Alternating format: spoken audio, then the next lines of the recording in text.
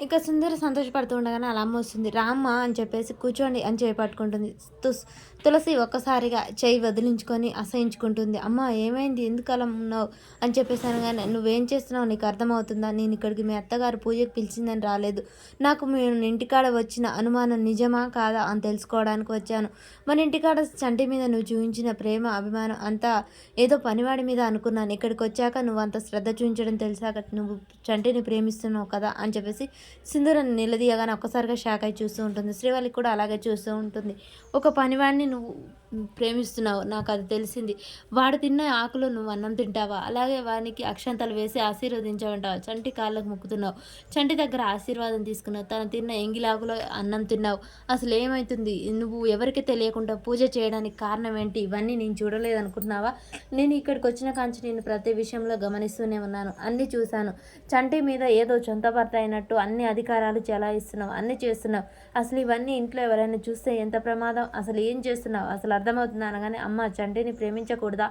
అని చెప్పగానే తులసి లాగి చెంపమించి ఒకటి కొడుతుంది సింధూరని. "అమ్మ" అని చెప్పేసి అనగానే, "నోరు ముయ్. ఏం మాట్లాడుతున్నావు? నువ్వు ప్రేమించడానికి ఒక పనివాడు దొరికాడా నీ ఇంట్లో?" అని చెప్పేసి అనగానే, "అమ్మ పనివాడంటావేంటి? పనివాడు మాత్రం మనిషి కాదా? మన స్థాయి ఏంటి అమ్మ? మనం ఈ ఇంటి కోడలు కాకుంటే మన స్థాయి కూడా అదే కదా! అదేనమ్మా నా భయము. ఈ ఇంటికి కోడలు కాకుంటే నేను కూడా ఏమనేదాన్ని కాదు. చంటికి ప్రేమించినందుకు సంతోషపడాను. కానీ నువ్వు ఇప్పుడు చెంచలమ్మ గారి కోడలివి. అది గుర్తుంచుకో. నీ అత్తే నీకు ప్రాణము. మీ అత్త నీ మీద ఎన్ని ఆశలు పెట్టుకుంది, ఎన్ని ప్రేమగా చూసుకుంటుంది, ఎంత విధిగా చేస్తుంది. నీకు ఒక గొప్పింటి మంచి సంబంధం తీసుకొచ్చి పెళ్లి చేయాలని ఆరాటపడుతుంది, అల్లాడిపోతుంది. నువ్వంటే మాకంటే ఎక్కువగా నిన్ను ప్రేమిస్తుంది చెంచలమ్మ. తల్లిదండ్రుల కంటే ఇష్టంగా చూసుకుంటుంది. అలాంటి చెంచలమ్మకి నువ్వు అన్యాయం చేస్తావా?